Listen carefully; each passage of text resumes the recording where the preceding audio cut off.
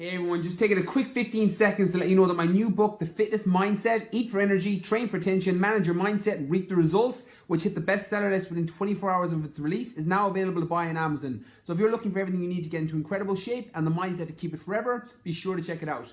Thanks for listening, and I hope you enjoyed this week's episode. You're listening to the Brian Keane Fitness Podcast, where Irish fitness entrepreneur Brian Keane answers your questions and interviews leaders in the world of fitness, health, mindset, and natural wellness to share tips about all things that can support you on your journey to becoming the best version of yourself and build a bulletproof mindset to get whatever you want out of life. Come join the fun.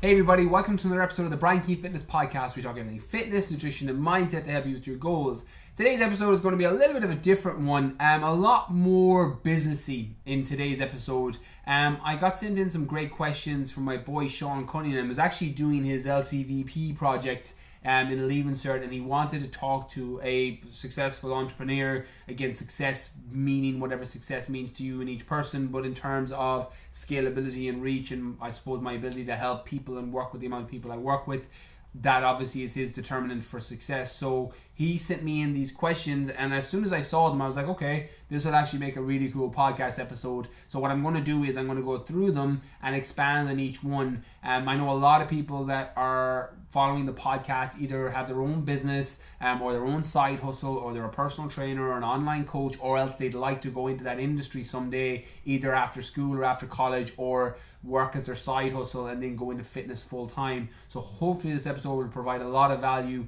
to my background and my past in terms of how I got into business, how it was going, the challenges that I faced, the mistakes that I made. And again, I put in my book, The Fitness Mindset, one of my favorite quotes, that the smart people learn from their mistakes and the really sharp ones learn from the mistakes of others. And hopefully this episode will be one of those for anyone that is interested in doing something fitness in their business, in their life, in their career, in any way, shape or form, and basically my path on it, and the advice and tips that I'd offer on that. Okay, so first question, why did you go into business? So one of the reasons that I went into business first, a fitness business, was I always wanted to do something that I would do for free, and that's how fitness was for me. I effectively started as a one-to-one personal trainer, and it actually took me 3 attempts to get my business off the ground. I went broke. I've spoken on the podcast before about one of the reasons that I'm so good with money right now is because I went broke the first time I started a business and had to go through my couch to try and get money for the bus. It was the only time in my life that I had zeros in my bank account. I had nothing. I was embarrassed. I didn't want to tell any of my friends. I was going through the couch trying to find coins for the bus, and it was a very, very subjective low time. I know in the greater scheme of life it was very, very minor and high end of first world problems, but I was so embarrassed about my situation. My mum and dad had given me €5,000 to get my business off the ground, and I blew it within 6 weeks. I went and rented a gym space, I bought equipment, and spent all this crazy money on without even having any clients, or without having a successful business, or even having a ground or foundation of business. And for me, one of the reasons that I wanted to go into business was I wanted to do something I wanted to do for free. Like I was a teacher. For those of you who don't know or are new to the podcast, I was a primary school teacher for 4 years. That was my job. It's what I did. And going into business was down to I wanted to do something I would do for free. I grew up loving fitness, training. I've been lifting weights since I was 13, joined the gym at 16, been seriously training at 19, went on to become a professional fitness model, competitive bodybuilder, played GAA all my life, played at my club, won an All-Ireland with my club. I've done a lot in sports and fitness, and it was always my passion and the thing that I loved and would do for free. And one of the reasons I went into business was I just wanted to work in that space. I wanted to work within GA. I wanted to work within fitness. And I'm very fortunate now that that's who I work with. My top 50 program is people that are trying to change their composition, trying to lose dress sizes, flatten out their stomach, build a six-pack, get bigger arms. My GA players are people who were me, that wanted to build their body composition, get a six-pack, get more muscle, and improve their performance on the pitch. And they're the people that come through my programs now. They're the people I work with. And the reason I wanted to get into business was I wanted to do a job I would do for free, and I'm very fortunate to be in the position that that's exactly where I am now. Next question, how did you know that this career was for you? I knew that this was the career that I was meant to be in when I consistently woke up every single morning knowing that this was the job that I would do for free if I had €1 billion on my bank account. When that happened day after day, and we all have days when we're not feeling as up for it, we're not feeling great, but when I was 80-90% of the time waking up realizing that I would do this for free, so the podcasts I make, the videos I record, the Q&As that I do, the books that I write, I would do it all for free if I had 100 million in my bank account. That's how I knew that the career was for me. Next question, what role did education play in your life? It's funny because I'm a high-end believer in that your mess becomes your message, and everything that you've done in your life has guided you to become the person that you've become and who you are at this moment in time. And even though my traditional role through secondary school and college and university didn't necessarily just direct me to who I am now, it definitely molded some of the skills that I have. I didn't have a very good Leaving Cert. I was terrible in secondary school. I'm the high end of and I still do this to this day, I understand the things that I'm interested in inside out. You ask me something on fitness, nutrition, or mindset, or psychology, or economics, or my own personal interests and astrophysics, the quantum mechanics, the things that interest me that I have a little bit of knowledge baseline in, I can delve into those subjects. If I have no interest in it, I know nothing about it. I have no idea how to put anything together in my car, or anything to do mechanically, or putting things together, because I have no interest in them. And that's really made me struggle in school, alongside having pretty bad dyspraxia, so my writing was pretty illegible. Having that combination of not being interested in the topics I was doing with being super interested in the ones that I did like lent me to doing pretty poor in Leaving Cert. I had an amazing grade in English, in biology, and home economics, and I just passed everything else. And I was fortunate enough then to go into college and third level education, where I was allowed to type everything up. Which again allowed me to really excel in that area, because I was doing business, I was doing marketing, I was doing a subject that I really, really enjoyed, and was able to delve into the psychology behind why people do what they do, and I loved that. And then when I became a teacher, which is effectively what I did for 4 years, I was a primary school teacher, and then became a personal trainer and a strength and conditioning coach and all these other nutritional sports nutritionist on the side. It was my side hustle for 4 years. I honed my speaking ability, so my ability to step in front of a classroom of 30 students, and sometimes when you were getting observations in the UK system, it allowed me to really hone my speaking and be very clear in my words and break down ideas into the simplest form. So I think education played a massive role for me in an untraditional sense, that being able to speak in front of a classroom and break down complicated ideas, which is effectively what I do now. I try and break down the reason my book was such a bestseller. It was 8 weeks on the bestseller list and actually went back on the bestseller list again, was down to the fact that I was able to break down a lot of ideas into the simplest forms. I love the Einstein quote that things should be made simple, but no simpler than they need to be made.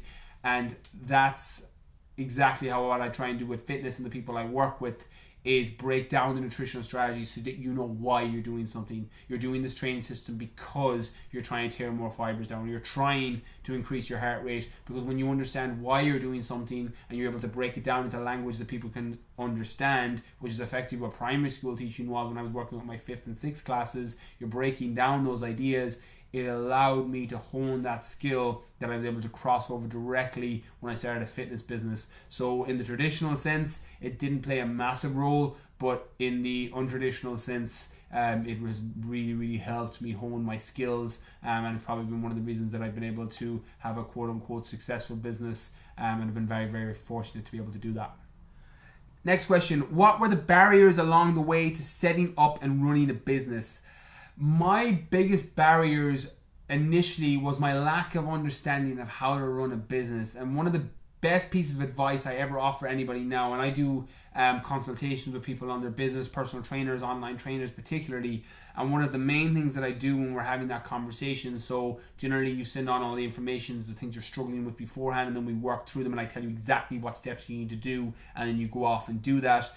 And one of the barriers that I had when setting up first was not understanding how to run a business, not understanding how to do my accounts, not understanding how to market to people, not understanding how to advertise, not understanding how to sell. Because at the end of the day, selling your product and selling your service is going to be the lifeblood of any business, because if you don't have people doing your programs, or you don't have people coming to your service, you can't keep your business running. So in the beginning, my biggest struggle was not understanding basic business. And I have an honors degree in business, but it doesn't provide you for what the business world does. It's so ironic that and I've been through the education system. I've got 2 degrees. I have an honors degree in business. I've got a teaching degree.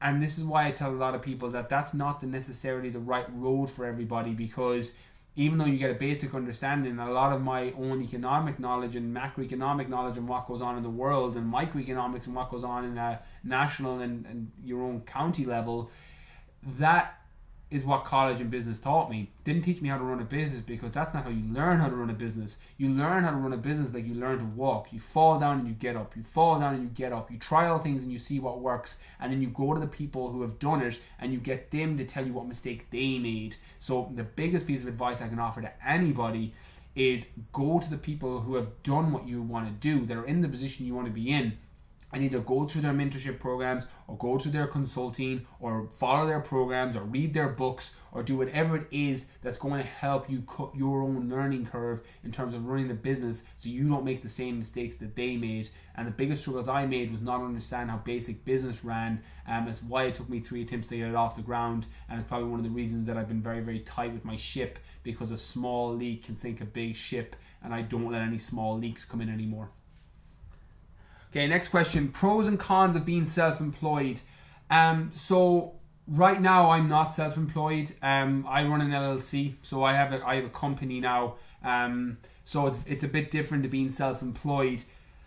But when I was self-employed, when I started first, the pros are that you get to run off your own time largely. You can maneuver around different times of the day so that you can basically work the hours you want to work. However, that's probably the biggest con as well, because when you're working with, say, one-to-one clients, when I was a one-to-one personal trainer, even though you have freedom of what hours you work, you're also working around the hours of other people. So you had really weird hours as a personal trainer. For example, you could start at 5 or 6 a.m. before people went to work, and you'd have a huge gap during the day until 1 or 2 p.m. when people are on lunch break, and you'd have another 4 or 5 hour gap, and then you'd have your clients in the evening. So that was the pro and the con.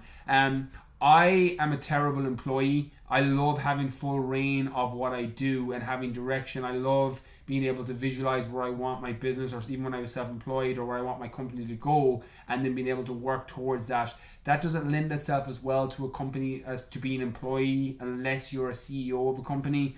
So I love having full control, but the con of that is you have full control. It all falls on you. So if you make a mistake, or you have a problem, or the business goes under, it's on you. So you have to take full responsibility. But again, at the end of the day, to get freedom and to be able to do the things you want to do, it normally comes at the risk of security, because they're a totem pole. To have freedom and security, you're normally giving up one. So to have more freedom, you have less security. To have less freedom, you've got more security. That's the difference between being self-employed, running your own business, or being an employee in general. Next question. What was your original business mission goal, and how has it changed? It has changed probably massively from the beginning to now. So in the beginning, my original business goal was to just not be working another job and to be able to be in a gym full time. That's all I wanted to do. I just didn't want to be working as a teacher or doing another job. I wanted to be full time in a gym, and that to be my job. That was all I strived for initially. And then what happens is when you hit that and you get there, the bar moves. And then I've been very fortunate over the last 4 or 5 years, my book hitting the bestseller list, and to have sold as many copies as it sold, my podcast to be number 1, the amount of people coming through my programs. My mission has massively changed. I put in my book, The Fitness Mindset, that one of my goals in life, and as cheesy as it sounds, is I want the world to be better because I was here. So every decision I make is based off of that. One of the reasons I put out all this free content, and by all means I've got loads of people coming through my programs, because it's giving an exact blueprint of what you need to do around your specific goal. But one of the reasons I give out loads of podcasts and videos and Q&As is I want the world to be better because I was here. That's the end goal. So the directions and the actions that I take are in alignment with that end goal. My mission now is to help and serve as many people as I physically can.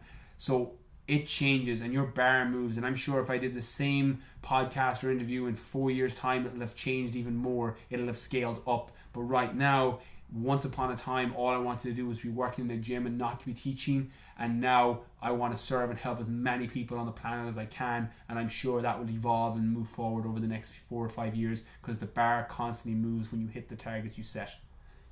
How do you approach market research? I approach market research by having a ready, fire, aim approach. So what happens with a lot of people, and the biggest mistakes they make, is they spend all their thinking time trying to get things perfect, and that never happens. When you're waiting for all the lights to be green, you're never going to get started. You're better to have something like done is better than perfect, because you can change it. So when I'm doing market research on a new product or a new program or whatever it is, I literally get the minimal viable product. I get it as good as I physically can, as fast as I physically can, and then I test it with beta groups. So if I'm bringing out a program or a new program, I'll test it with a beta group of 20, 50, 100 people and put them through it, and then off feedback, change it on what they said. Well, this was good, this was bad, this could be better, and then I'll make the adjustments as I go along. And then my flagship programs, which is my top 50 program, which will soon to be the BKF 90 program in February 2018, my GA Lean Body program,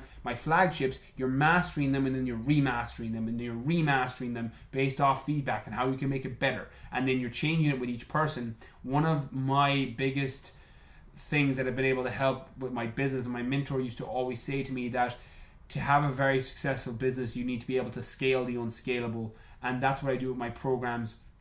I have coaches working on my programs and people coming through, and we try and change it, alter it, make sure that every person that's coming through, the nutritional plan is fitting into their lifestyle, it's fitting into their schedule. We're working around any injuries, any lower back pain, any knee injuries. We're changing the training program around that, and you're scaling the unscalable. So instead of having 5 people come through and changing the program and being able to stay on top, you have 500 people coming through, and you're able to schedule it and personalize it and make it work for each individual person. When you scale the unscalable, you can reach incredible heights. And market research comes down to the fact that it's just get stuff out there, ready, fire, aim, and then adjust it and make it perfect as you go along. Because if you go through a business waiting for all the lights to be green before you start, you never get started. How do you plan to compete and outdo your competitors? I don't really ever take into account what my competitors are doing, and to be honest, I actually never really see competitors. Anyone else that's a personal trainer or is in the fitness industry or is in the nutritional area of providing service or programs, I love seeing more people do that, because at the end of the day, my end goal, the same with anyone that loves the fitness industry, is to just make sure people are coming through or feeling better, becoming better versions of them. They're getting the body composition they want, they're changing their body composition, they're following nutritional strategies that are giving them more energy. And I personally don't care if someone comes through my program and gets that, or comes through the free content I give and gets that, or comes through a different trainer's program and gets that. As long as they're getting to the end goal and they're becoming a better version of themselves, I personally don't care how they do it. So in terms of outdoing competitors, I really don't care what way people get to their end goal, as long as they're getting there. It doesn't have to be with me or my coaches or my programs. As long as they're making the world better and making people feel more confident in themselves, I don't really care what they're doing. I also don't know what they're doing. If I really had to go into the competitor side, the only strategy that I have is I want my free content to be better than people's paid content, and that has nothing to do with my competitors. That is more to do with me wanting the world to be better, because I was here and trying to help and serve more people, and down to putting out incredible free content or subjective incredible free content. As much as I try and make it as good for people as I can, I try and make sure that that's better than people's paid content, because some people can't afford programs. Some people can't afford to do 12-week programs or 6 weeks with a personal trainer or whatever it is. And I want those people to be able to hit the targets they want and to be able to do the things that they want. So if I really had to go with a strategy, I try and make my content, free content, better than people's paid content. What would you look for in a business partner? For me, I would look for in a business partner someone who has the opposite specialties and strengths to what I have. So for example, I'm aware that I have a good ability to break down information and to speak, and I'm also very, very able to pull future visions into present reality and be able to see the bigger picture on where I want the company and business to go. So I, in a business partner, would look for somebody who's very, very good at the day-to-day and getting stuff to be sustainable. I love building new programs and getting things started and doing all the vision of exactly how it will work and then marketing it, pushing it out there and helping more people. But what happens sometimes is I get shiny object syndrome, where I'll start something and by the time it's nearly finished, I end up losing interest in it and then I move on. So in a business partner for me would be someone who would complement that is very good at taking things from 80% to 100% and then constantly perfecting it when I'm moving on to new projects or I'm trying to pull future visions into present reality. But that would be my advice for anyone looking for a business partner, is find somebody that has the opposite strengths to you and then merge them together. What advice would you give to help people use their time more efficiently? Get very, very aware of the things that are the most important and don't fool yourself into being a busy fool. For a long period of time, I would be constantly busy. And anytime anyone would ask me, I'd be like, no, I'm really busy.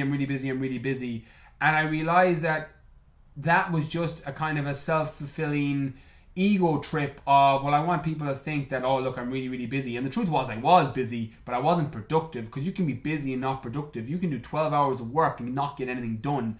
So one of the things that really helped me change was understanding that there's a big difference between being busy and being productive. And now I don't focus my time on being busy. I actually go to the opposite and try not to be busy, but I try and be super productive. So one of the things that really helps me with my time is I split my day into 3 different sections. There's a great book by Gary Kelleher called The One Thing, and he talks about that when you do one thing, we all in each day have some task that we need to do, that if we do it, our day will be a success, or it'll make everything else irrelevant whether we do it or not.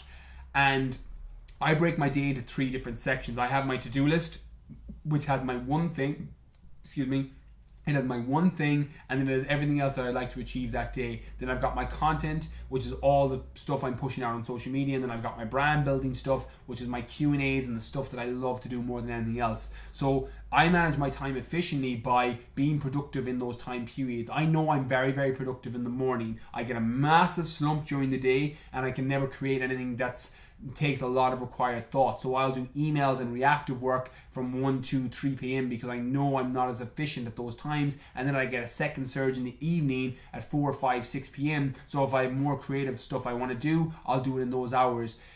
Being time efficient is about blocking off the time, understanding when you're most creative and then when you need to be reactive. So your creative stuff, your videos, your writing, for me, what my creative looks like, and then my reactive, my emails, my messages, doing those in time periods when I'm not being in my most creative. And time efficiency comes from being productive and not being busy.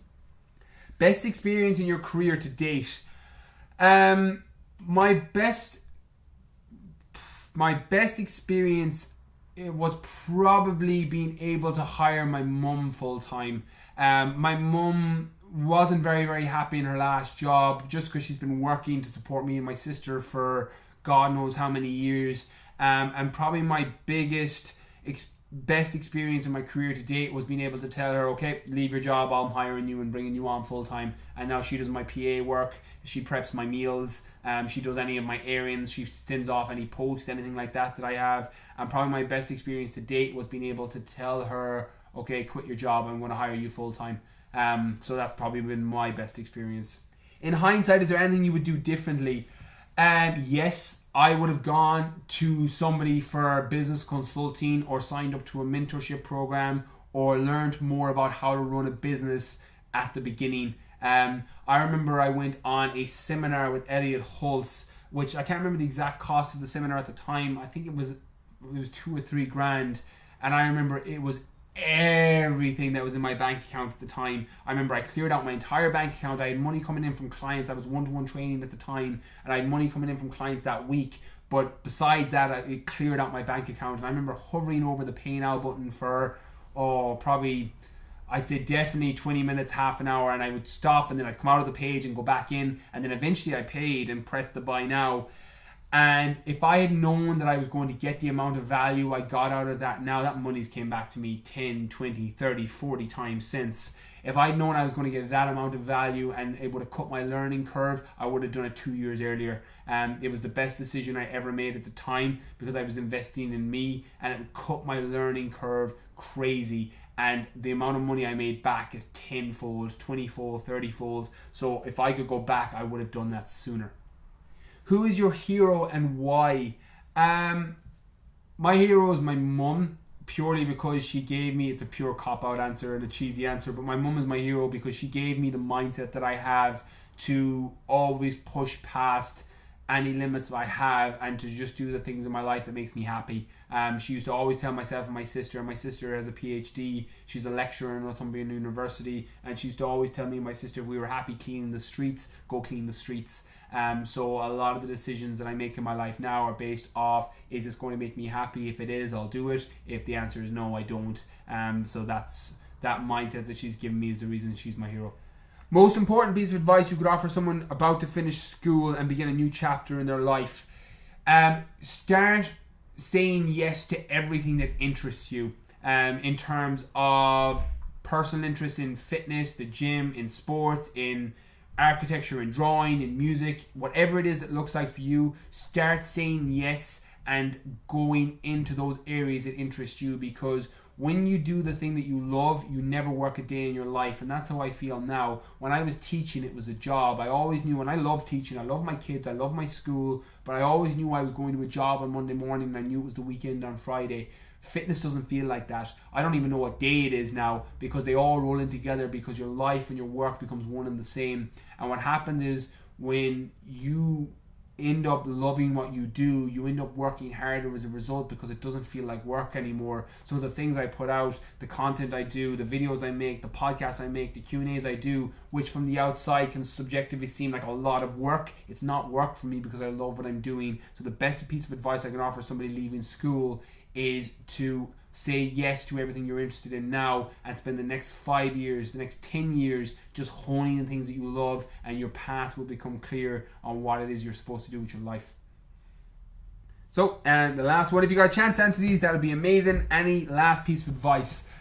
So last piece of advice I would offer on that is, as I said, when you decide to get your ladder against the right wall. I spoke in my book, The Fitness Mindset, that you're better at the bottom of the ladder against the right wall than halfway up the ladder against the wrong wall. And that's how I was when I was teaching. I was climbing that ladder to become a principal, a head teacher, but I was against the wrong wall. I came back leaving a job, and I came back and moved on. I went on to social welfare. I moved in with my mum and dad.